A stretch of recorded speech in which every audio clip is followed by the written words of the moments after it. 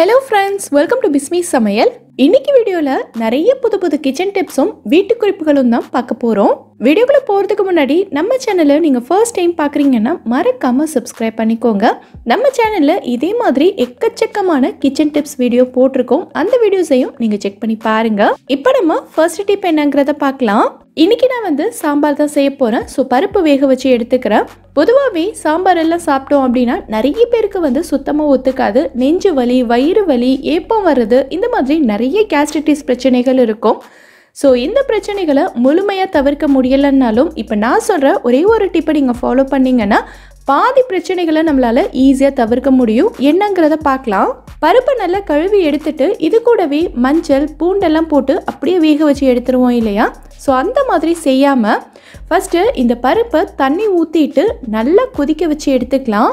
பருப்பு நல்லா கொதிக்க ஆரம்பிச்ச உடனே பார்த்தீங்கன்னா வெள்ளை வெள்ளையா நொரை மாதிரி பொங்கி வரும். ஸோ ஃபர்ஸ்ட் இந்த நொரை எல்லாத்தையும் நம்ம வெளியில எடுத்துடலாம். ஒரு கரண்டி வச்சு மேலாப்பில் எடுத்தோம் அப்படின்னா நொரை மட்டும் நமக்கு ஈஸியாக வந்துடும். தண்ணியை எடுக்க வேண்டாம். தண்ணியை நல்லா வடிகட்டிட்டு இந்த நொரையை மட்டுமே எடுத்தா போதும். பருப்புல இயற்கையாகவே ஒரு கோட்டிங் ஃபார்ம் ஆகிருக்கும். செடிகளில் இருக்கும்போது பூச்சி தாக்குதலை தவிர்க்கிறதுக்கு இது ரொம்பவே உதவியாக இருக்கும். ஸோ அதுதான் கொதிக்கும் போது இந்த நொரை வர்றதுக்கு காரணம். திராட்சை பழத்துக்கு மேலெல்லாம் லைட்டாக வெள்ளை வெள்ளையாக இருக்கும்ல, அதே மாதிரி தான் இது கம்ப்ளீட்லி எடிபிள். தாராளமாக சாப்பிடலாம், எதுவுமே ஆகாது. ஆனால் வாயு தொந்தரவுகளை தவிர்க்கிறதுக்காக இதனால வர்ற நுரையை மட்டும் நம்ம ஃபுல்லாக அள்ளிடலாம். அடுத்து நீங்கள் எப்பயும் போல் மஞ்சள், சீரகம், பெருங்காயம், பூண்டு, உப்பு எல்லாமே சேர்த்து வேக வச்சு எடுத்துக்கலாம். இந்த நுரையை எடுக்கிறதுனால இன்னொரு பெனிஃபிட்டுமே இருக்குது. என்ன அப்படின்னா பருப்பு நமக்கு பொங்கி குக்கருக்கு வெளியிலலாம் தெரிக்காது, சூப்பராக வெந்து வரும். எவ்வளோ சூப்பராக வெந்திருக்கு பாருங்க. ஸோ இனி பருப்பு வேக வைக்கும் போது இந்த டிப்பை ட்ரை பண்ணி பாருங்க. இந்த டிப் உங்களுக்கு பிடிச்சிருந்தா வீடியோவை லைக் பண்ணிட்டு நம்ம சேனலை சப்ஸ்கிரைப் பண்ணிக்கோங்க. இப்போ நம்ம அடுத்த டிப் என்னங்கிறத பார்க்கலாம். நிறைய பேருக்கு பூண்டு உரிக்கும் போது பார்த்தீங்கன்னா விரல் நெகம் எல்லாம் ஃபுல்லாக எரிய ஆரம்பிச்சிடும். இனி நம்ம கையால் பூண்டு உரிச்சு கஷ்டப்பட வேண்டியது இல்லை. நம்ம கைப்படாமல் எவ்வளோ சின்ன சின்ன பூண்டாக இருந்தாலும் சரி ஒரே நிமிஷத்தில் ஈஸியாக உரிச்சு முடிச்சிடலாம். இப்படிங்கிறத பார்க்கலாம். ஃபர்ஸ்ட்டு பூண்டு எல்லாத்தையும் நம்ம தனித்தனி பல்லாக உதுத்தி எடுத்துக்கணும்.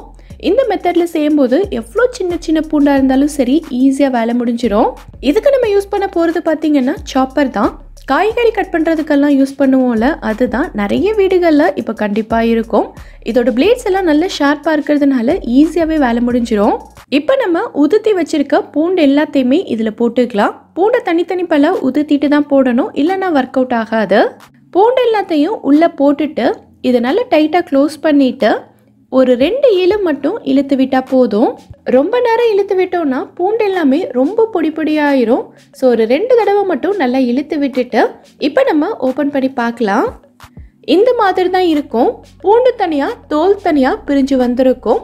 இப்போ இதில் இருக்க பிளேடை மட்டும் மெதுவாக வெளியில் எடுத்துட்டு இதில் நம்ம கொஞ்சமாக தண்ணி ஊற்றிக்கலாம். தண்ணி ஊற்றுறோம் அப்படின்னா இதில் தோல் எல்லாமே நமக்கு ஈஸியாக மேலே மிதந்துடும். ஸோ அந்த தோலை மட்டும் நம்ம கையால் வெளியில் எடுத்துடலாம்.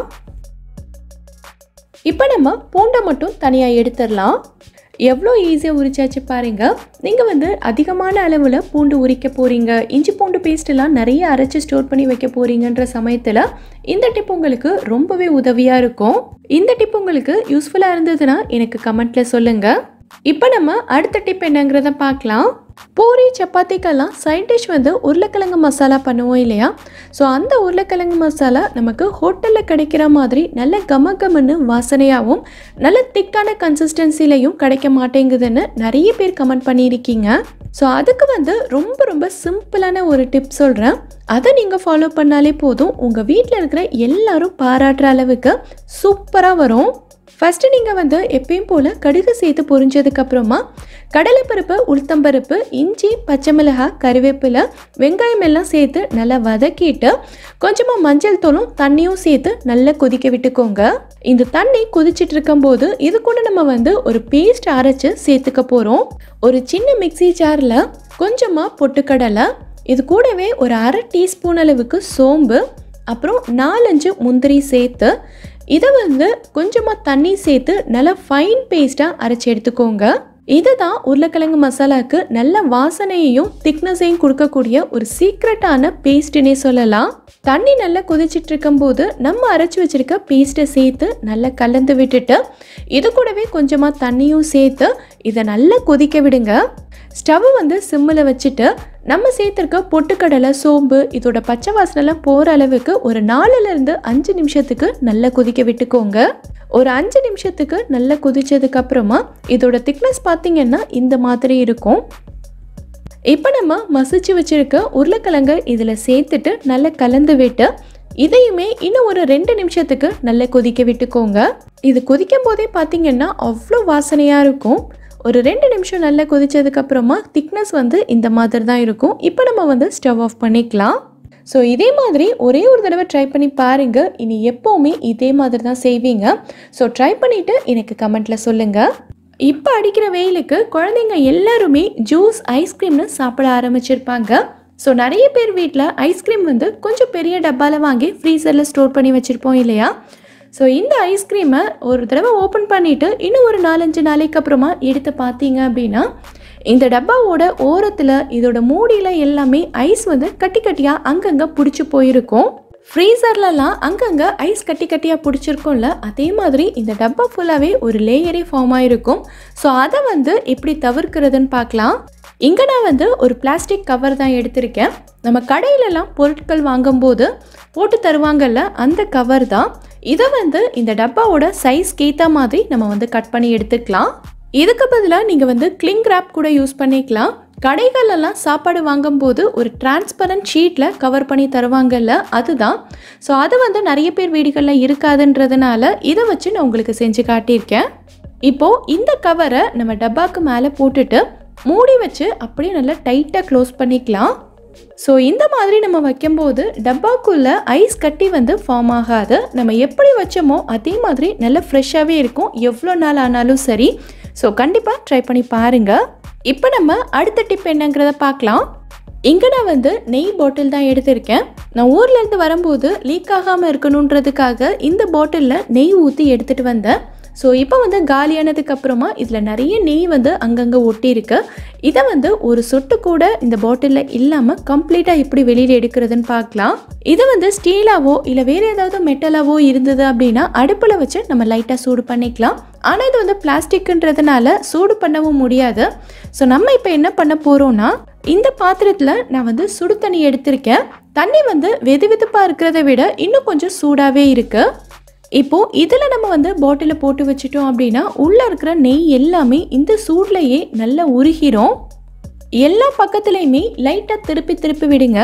நான் இதை தண்ணியில் வச்சு ஒரு 10 செகண்ட் கூட இல்லை, அதுக்குள்ளவே நெய் எல்லாம் பார்த்தீங்கன்னா நல்லா உருகி அடியில் வந்துருச்சு. இப்போது இந்த மேல் பகுதியில் இருக்கிறதையும் நம்ம லைட்டாக சூடு பண்ணிக்கலாம். மூடி நல்லா டைட்டாக தான் க்ளோஸ் ஆகிருக்கு. ஸோ தண்ணி உள்ளே போகாது. ஸோ ஒரு 20 செகண்ட்லேயே பார்த்தீங்கன்னா நெய் எல்லாமே நல்லா உருகிட்டு பாட்டிலில் நல்லா க்ளீனாக இருக்குது பாருங்கள். முன்னாடி பாட்டிலில் பார்க்கும்போது அந்தளவுக்கு ஒன்றுமே தெரியல, ஆனால் உருக்குனதுக்கு அப்புறமா பார்த்தீங்கன்னா இவ்வளோ நெய் இருக்குது. ஸோ இதை நம்ம சமையலுக்கு யூஸ் பண்ணிக்கலாம். ஸோ இந்த பாட்டிலும் நமக்கு நல்ல க்ளீன் ஆயிருச்சு. இதில் இருக்கக்கூடிய நெய் எல்லாத்தையுமே ஒரு சொட்டு கூட வேஸ்ட் பண்ணாமல் கம்ப்ளீட்டாகவும் எடுத்தாச்சு. ஸோ இதே மாதிரி நீங்கள் ட்ரை பண்ணி பாருங்கள். இப்போ நம்ம அடுத்த டிப் என்னங்கிறத பார்க்கலாம். நம்ம வீட்டில் தேங்காய் எண்ணெய், நல்லெண்ணெய் இல்லை சமையலுக்கு யூஸ் பண்ணுற எண்ணெய் எதுவாக இருந்தாலுமே நம்ம பாட்டிலில் தான் ஊற்றி வச்சுருப்போம் இல்லையா? ஸோ ஒவ்வொரு தடவையும் நம்ம இந்த பாட்டிலை எடுத்து யூஸ் பண்ணும்போது பாத்திரத்தில் எண்ணெய் ஊற்றுனதுக்கு அப்புறமா இந்த பாட்டிலில் இருந்து சைட்லலாம் ஃபுல்லாக வழிய ஆரம்பிச்சிடும். ஸோ இந்த பாட்டில் ஃபுல்லாகவே எண்ணெய் வழிஞ்சு ரொம்ப எண்ணெய் பிசுக்காக இருக்கும். அது மட்டும் இல்லாமல் இந்த பாட்டிலை வைக்கிற ட்ரேலையுமே ரொம்ப எண்ணெய் பிசுக்காக இருக்கும். ஸோ இந்த பாட்டிலை பார்க்கும்போதே உங்களுக்கு தெரியும் எவ்வளோ எண்ணெயாக இருக்குன்னு. இதை ஒவ்வொரு தடவையும் கையில் எடுக்கும் போதும் நமக்கு கை ஃபுல்லாகவே எண்ணெயாகும். ஸோ இந்த மாதிரி ஆகாமல் இருக்கிறதுக்கு நம்ம என்ன பண்ணணும் அப்படின்னா, இந்த மாதிரி ஒரு டிஷ்யூ பேப்பரை எடுத்துக்கோங்க. டிஷ்யூ பேப்பர் தான் எடுக்கணுங்கிற அவசியம் கிடையாது. உங்கள் வீட்டில் இருக்கிற வேஸ்டான எந்த பேப்பர் வேணாலும் நீங்கள் எடுத்துக்கலாம். அந்த பேப்பரை பாட்டிலை சுற்றி நல்லா கவர் பண்ணிவிட்டு இது கலண்டு வராமல் இருக்கிறதுக்காக ஒரு ரப்பர் பேண்டை இது மேலே மாட்டி விட்டுறலாம். ஸோ இந்த மாதிரி நம்ம போட்டு விட்டுட்டோம் அப்படின்னா அடுத்து நம்ம ஒவ்வொரு தடவை யூஸ் பண்ணும்போது எண்ணெய் வழிஞ்சாலும் சரி, கீழே வரும்போது இந்த டிஷ்யூ பேப்பர் எண்ணெய் ஃபுல்லாத்தையுமே நல்லா உறிஞ்சிரும். ஸோ பாட்டிலும் நமக்கு வந்து பார்க்குறதுக்கு நல்ல நீட்டாக இருக்கும். கையில் எடுக்கும் போதும் நமக்கு பிசு பிசுன்னு ஒட்டாது. அதே மாதிரி இந்த பாட்டிலில் வைக்கிற ட்ரேயுமே எண்ணெய் பிசுக்கு இல்லாமல் நல்ல நீட்டாக க்ளீனாக இருக்கும். ரொம்ப சின்ன டிப் தான், ஆனால் இதை நம்ம செய்யும்போது ரொம்பவே யூஸ்ஃபுல்லாக இருக்கும். கண்டிப்பாக ட்ரை பண்ணி பாருங்கள். இந்த வீடியோவில் நான் சொல்லியிருக்க டிப்ஸ் எல்லாமே உங்களுக்கு ரொம்பவே யூஸ்ஃபுல்லாக இருந்திருக்கும்னு நினைக்கிறேன். இதிலிருந்து ஏதாவது ஒரு டிப் உங்களுக்கு யூஸ்ஃபுல்லாக இருந்தாலும் மறக்காமல் எனக்கு கமெண்ட் பண்ணுங்கள். இந்த வீடியோ பிடிச்சிருந்தா லைக் பண்ணுங்கள். உங்கள் ஃப்ரெண்ட்ஸ், உங்கள் ஃபேமிலி மெம்பர்ஸ்க்கு இந்த வீடியோ யூஸ்ஃபுல்லாக இருக்கும்னு நினச்சிங்கன்னா கண்டிப்பாக ஷேர் பண்ணுங்கள். மறக்காமல் நம்ம பிஸ்மி சமையலுக்கு சப்ஸ்கிரைப் பண்ணிவிட்டு பக்கத்தில் இருக்கக்கூடிய பெல் ஐக்கானில் ஆப்ஷன் ஆலும் கிளிக் பண்ணுங்கள். தேங்க்யூ.